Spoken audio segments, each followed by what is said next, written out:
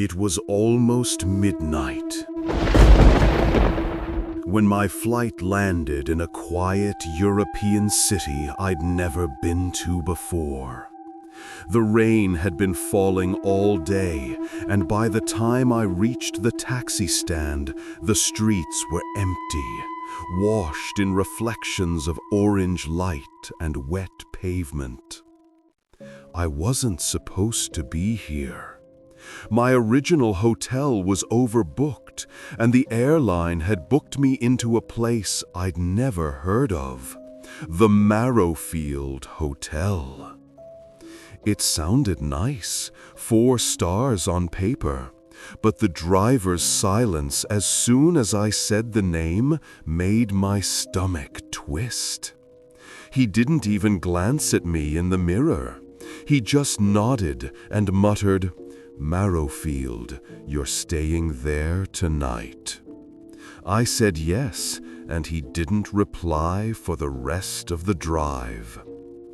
The hotel stood at the edge of the city, near the woods.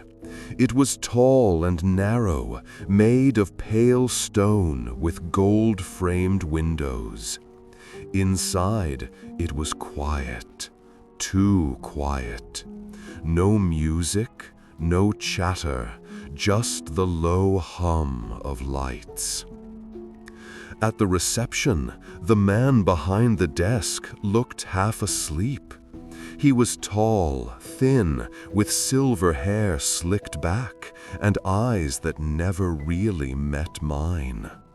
He asked for my ID, typed something slowly into the computer, and said, "You're in room 406. He hesitated before handing me the key card, just for a second, then forced a polite smile. "Enjoy your stay, Mr. Daniel." As I turned to leave, I heard him whisper under his breath, something like, "You shouldn't have taken that one." I froze. "Sorry?" He blinked. "Nothing, sir. Elevator's on your right." The elevator ride was silent, except for the faint flicker of the lights. I watched the numbers climb. 1, 2, 3, 4. The doors opened, and the hallway stretched out in front of me like something from a dream. Long, pale, with a single light flickering halfway down. Room 406 was near the end of the hall. I walked past a maid's cart parked oddly in the middle, but there was no one around.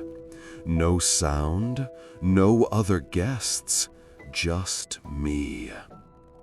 When I reached my door, I noticed something. Every other door had a faint gold number plate, except mine. Mine looked replaced, like someone had ripped it off and screwed on a new one, cheap and crooked. But I was tired. I swiped the card, opened the door, and froze. The room was too cold, like walking into a freezer.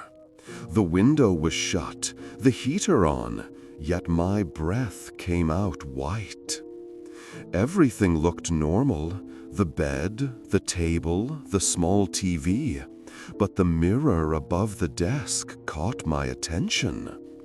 It was large, cracked faintly across the center, and angled just enough to reflect the door behind me. Something about it felt wrong. I turned off the lights, climbed into bed, and tried to ignore it. But around 2:43 a.m., the sound started. A faint knock from the wall beside the bed. 3 knocks. Then 3 again. I held my breath, staring into the dark. It stopped for a few seconds, then came from the mirror. Not the wall, the mirror. I sat up, every muscle tight. The knocks turned into a soft, dragging sound, like fingertips moving across glass. And then, in the reflection, behind my shoulder, a figure. It was faint, almost transparent, a woman, standing just behind me in the reflection, her face blurry, her mouth open. I spun around. Nothing. The room was empty. But the smell of damp earth filled the air, like something had just crawled out of the ground. I grabbed my phone to call reception, but the screen flickered and died instantly. No service, no battery. I turned back toward the mirror and froze again. The reflection now showed the door to the hallway wide open. In real life, it was closed, locked. The reflection shouldn't have been open. I stared at the mirror for a full minute, waiting for the image to fix itself. But no, the reflection's door stayed open, and the darkness beyond it seemed to move, like something was pacing in the hall. Then, slowly, the reflection of the door began to close on its own. No sound, just motion. And when it finally clicked shut, I heard the real lock behind me slide open by itself. That sound, that soft metal click, I froze in bed, gripping the sheets like they could protect me. I didn't turn around. I couldn't. Something inside me whispered that if I moved, if I looked, it would know that I saw it. So I waited, and then the smell came back. Wet soil, like grave dirt. There was breathing behind me. Slow, shallow, human breathing. I turned the lamp on in a flash. The room was empty again. Door closed, mirror calm. But on the mirror's surface, a handprint was smeared across the glass, small, pale, and wet, like it came from the other side. By morning, I tried to convince myself it was exhaustion. Maybe I was imagining it. The flight, the rain, the stress. At breakfast, I asked the receptionist if there was anything strange about my room. He avoided my eyes again. "Why do you ask, Mr. Daniel?" "Because I think someone tried to open my door last night." "You were on the 4th floor?" "Yes, room 406. He went silent, then said quietly, "If you wish, we can move you." That confirmed it. He knew. "What's wrong with that room?" I asked. "Nothing, sir. It's just old. Some guests complain about noises, that's all." He forced a small smile, but his hands were shaking. I didn't move rooms, because part of me needed to know what was going on. That afternoon, I took a walk through the city. Cobblestone streets, quiet cafes, the kind of European beauty that hides sadness in its corners. But I couldn't stop thinking about that mirror, that handprint. When I got back that night, the hallway was darker than before. The maid's cart was gone. but a faint trail of wet footprints led from the elevator all the way to my room. Bare feet, small, like a woman's. They stopped directly at my door and vanished.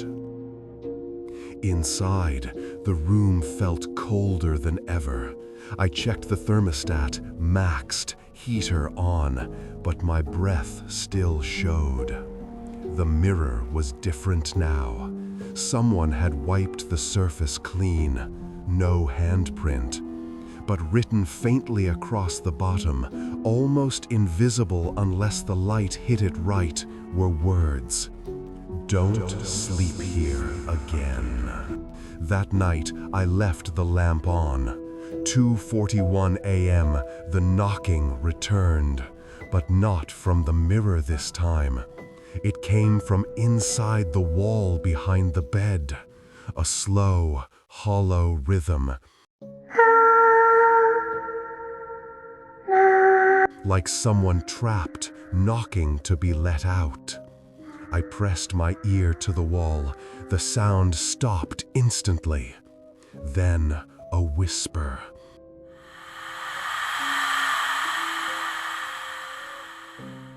A woman's voice. "Help me." I jumped back. Who's there? Nothing. I stepped closer, put my hand on the wallpaper, and the wall pulsed, like something inside was breathing. That's when I saw the faint outline under the wallpaper, the shape of a human hand pressing from the inside. I stumbled back, terrified, and then my lamp flickered 3 times and went out. Pitch black, my phone dead again.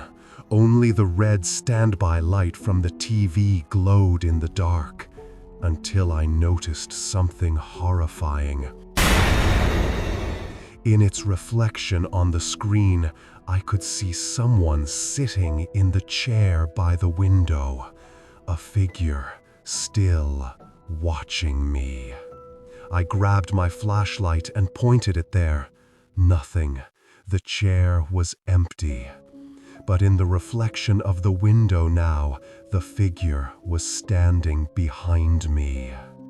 I turned, ready to scream, and it was gone again. My heart hammered. I rushed to the door, tried to leave, but the handle wouldn't move. Locked, jammed. Something whispered from the mirror. "He said you'd come back." I threw a towel over the mirror and sat on the bed until sunrise.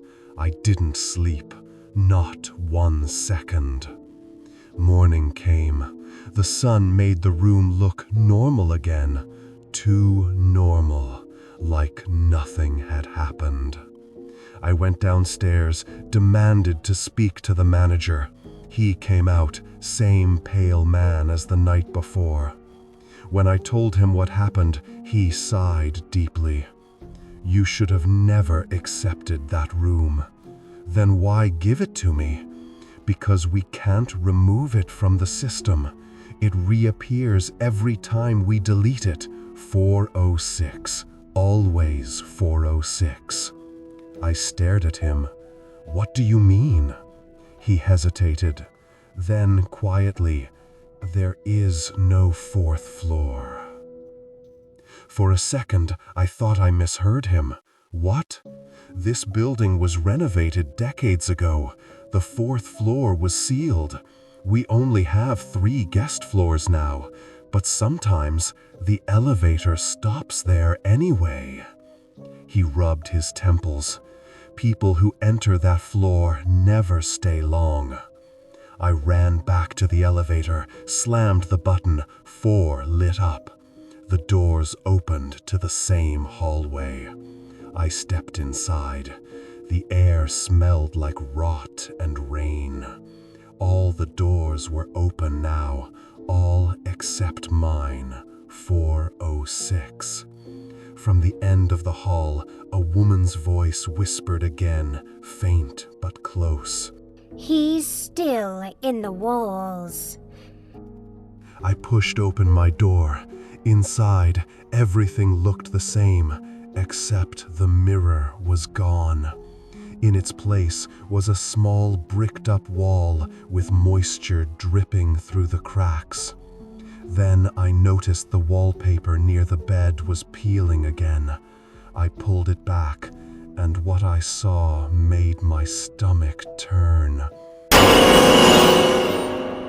Underneath the plaster was a human face pressed against the concrete, mouth open as if screaming, eyes wide and glassy. The woman. Before I could move, the air went cold, and her whisper filled the room. He put me here. The floorboards creaked behind me.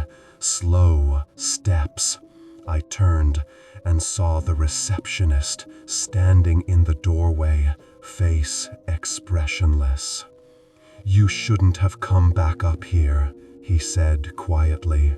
"Who is she?" I demanded. He didn't answer. He just stared at the wall, then whispered, "The walls remember everyone who stayed too long." Then he turned and walked out, vanishing halfway down the hall. I ran to the mirror that wasn't there anymore and found something glinting in the plaster. A room key, not mine. It said 306. I pocketed it, ran to the elevator, and went down. But when the doors opened, I was still on the same floor. Only now, all the doors had changed. 306, 206, 106. Every number ended in 6. The lights flickered red, and the knocking started again from every door at once. Then whispers, "Stay with us. You checked in. You can't check out." The last thing I remember was the mirror returning, tall, perfect, uncracked, and my own reflection smiling back at me while I screamed. Now, I wake up here every night. Room 406. The same cold air, the same knock. And every time the phone beside my bed rings once, just once, and a voice whispers, "Another guest has arrived."